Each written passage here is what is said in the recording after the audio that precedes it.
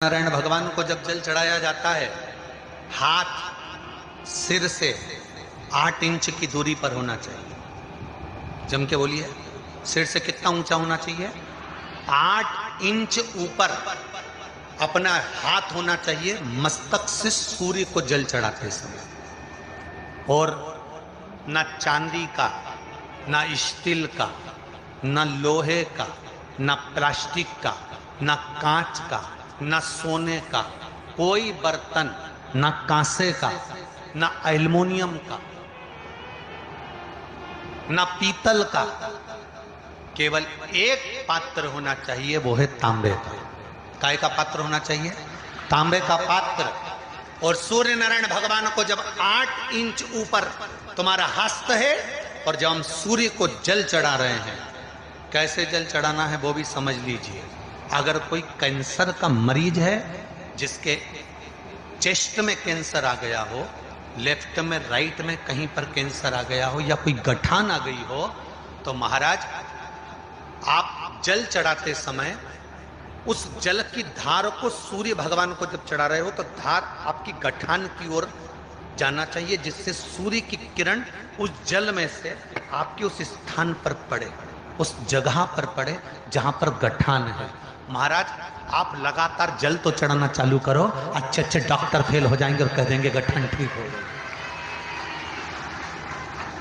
आपका लीवर और किडनी गड़बड़ कर रहा है, आप प्रतिदिन, आपका स्वास्थ्य गड़बड़ रहता है, आप प्रतिदिन ये ज्योतिष शास्त्र के अंतर्गत, रत्न शास्त्र के अंतर्गत, ये रत्न शास्त्र, ज्योतिष शास्त्र, रंग शास्त्र जो हमारे यहाँ है, रंगों के हिसाब से ये जितने रत्न होते हैं, माणिक हुआ, सोन, मोती हुआ, नीलम हुआ, मूंगा हुआ, पुखराज हुआ, ये क्यों कहते हैं ये पीला है, ये सफेद है, ये नीला है, ये लाल है, इसको शरीर में क्यों पहनाते हैं? उसका कारण होता है कि जब शरीर में पहनते हैं, सूर्य की किरण उसमें पड़ती है, हमारे शरीर पर वो कलर का इफेक्ट पड़ता है, उस कलर को शरीर पर लगता है, और शरीर पर लगता है तो हमारा शरीर धीरे धीरे, हमारी जो इंद्रियां हैं वो सही होने लगती हैं, काम सही होने लगता है। तो आप कहते हो ना सब, मैं कौन सा नक पहनूं, मैं कौन सा मोती पहनूं, मैं कौन सा पुखराज पहनूं, मैं कौन सा नीलम पहनूं, वो ज्योतिष शास्त्र के अंतर्गत, रत्न शास्त्र के अंतर्गत जितने रत्न हम पहनते हैं, ये केवल उस किरण के लिए ही तो पहनते हैं कि जो सूर्य की किरण मिले,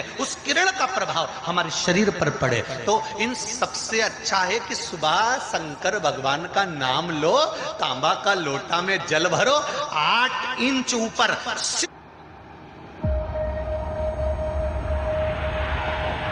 It all started from here. सिर से हाथ होना चाहिए, और सूर्य नारायण भगवान का दर्शन साधारण नहीं, जो जल तुम चढ़ा रहे हो, वो जल की जो धार आ रही है उसमें सूर्य का दर्शन होना चाहिए, तो कैंसर की बीमारी कभी नहीं हो सकती।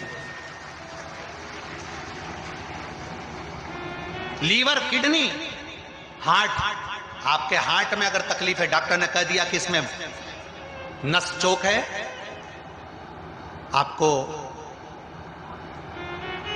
कहीं ना कहीं छल्ला डलेगा, आपको कह दिया इसमें कुछ ना कुछ प्रॉब्लम आ रही है, आप सूर्य को अर्घ देना चालू कर दो, सूर्य को जल चढ़ाना चालू कर दीजिए। आप सूर्य को जल चढ़ाओ, वो जल की जो तरंग आ रही है, वो जल जो निकल कर जा रहा है, उसकी जो किरण आपके हृदय पर, आपकी छाती पर पड़ रही है, नाड़ियों में पड़ रही है, नसों में पड़ रही है, उसका बल देखो तो सही।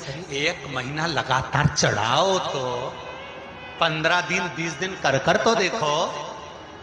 क्यों राम जी महाराज जल चढ़ाते थे? क्यों भगवान कृष्ण जल चढ़ाते थे सूर्य को? क्यों दशरथ जी महाराज जल चढ़ाते थे? क्यों कश्यप ऋषि जल चढ़ाते थे सूर्य को? सारे 33 कोटि देवता, सारे ऋषिवर, साधु, संत, सन्यासी, तपस्वी, साधक, उपासक, सब भगवान सूर्य को अर्घ दिया करते थे। क्यों देते थे?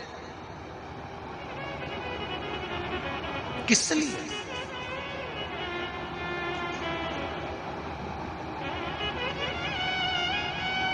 Millions of people invest in stocks and